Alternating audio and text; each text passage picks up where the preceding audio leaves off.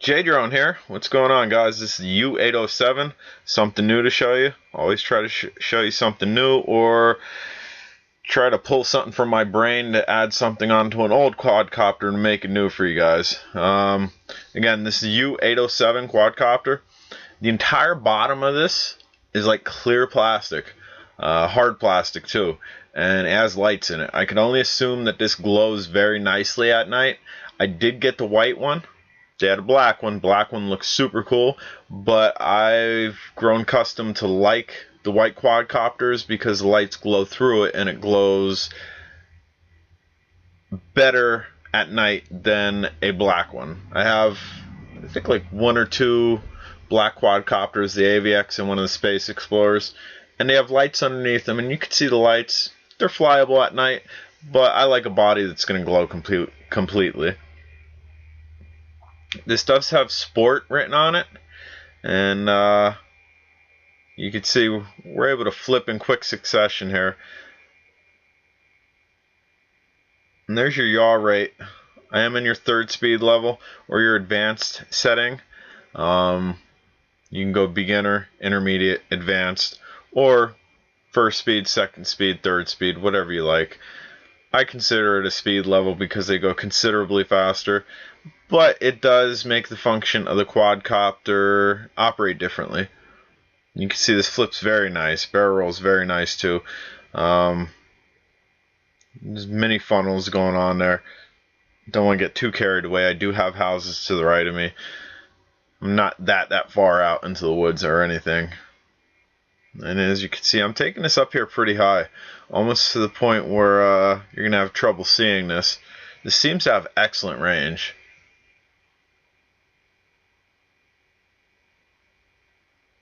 And descended very quickly. So the control, wow, see that? Zip right in front of us.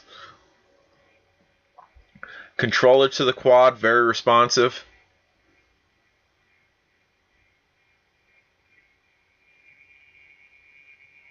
Very quick on the draw.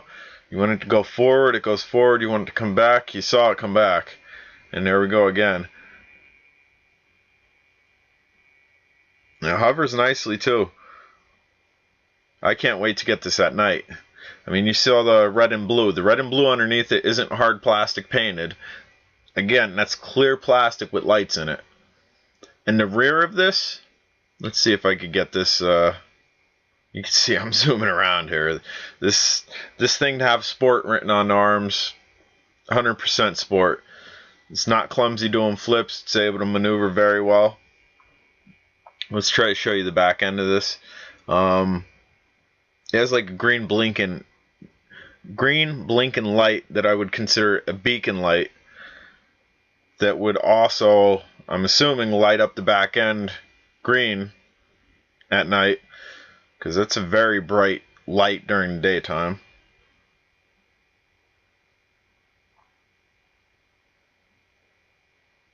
Yeah, range on this is it's pretty good.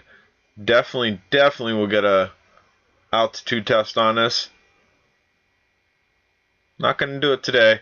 Generally, when I take something right out of the box, generally don't do an altitude test unless the range is something ridiculous, kind of like the Tarantula X6. I said like 300 meters, and it was very windy when I took it. I got a third of the way, or 2/3 of the way I got up, and definitely want to hit that 300 meters with that X6. This will definitely go up, and we'll see what it's rated for. We'll see what it gets, and we'll shoot that information at you.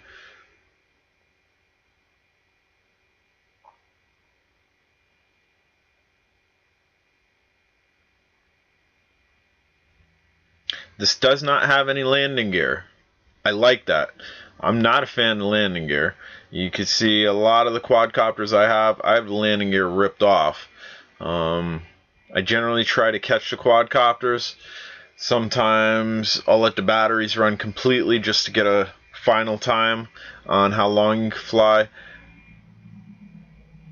I'll take off from a flat surface. A lot of times I'll take off from my hand. I'm never landing it. Like, I'm never precisely, I don't have a pad set up and gonna precisely land it. Yes, that takes skill, but it also takes off your flight time. Because unless you're a pro at it, it's going to take anywhere from 10 to 30 seconds to get it to hover properly and then throttle down properly. That's not me. I'm into max flight time, and I see them lights blinking. I know it's time to bring it back. I'm going to bring it back and try to catch it. Or again, sometimes I like to test the battery and we'll let it run completely. And then it'll kind of hit the ground, which that's good for another test, durability. If it can drop from where it was flying, hit the ground, and not break anything, that's good in my book. But all in all, guys, this is a nice quadcopter. Back to the landing gear. You see little black nubs on the bottom. They're actually little rubber nubs.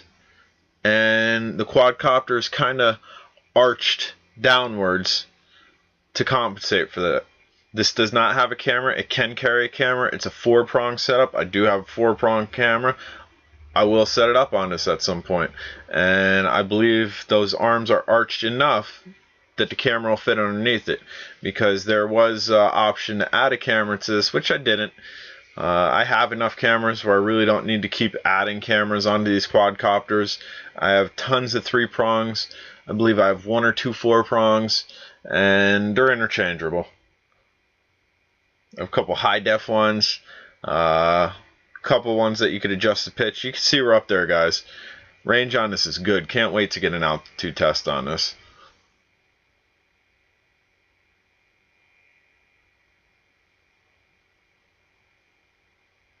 That's one thing where a black quadcopter has an advantage. If you have a black quadcopter in an altitude test, it's easier to keep your eye on.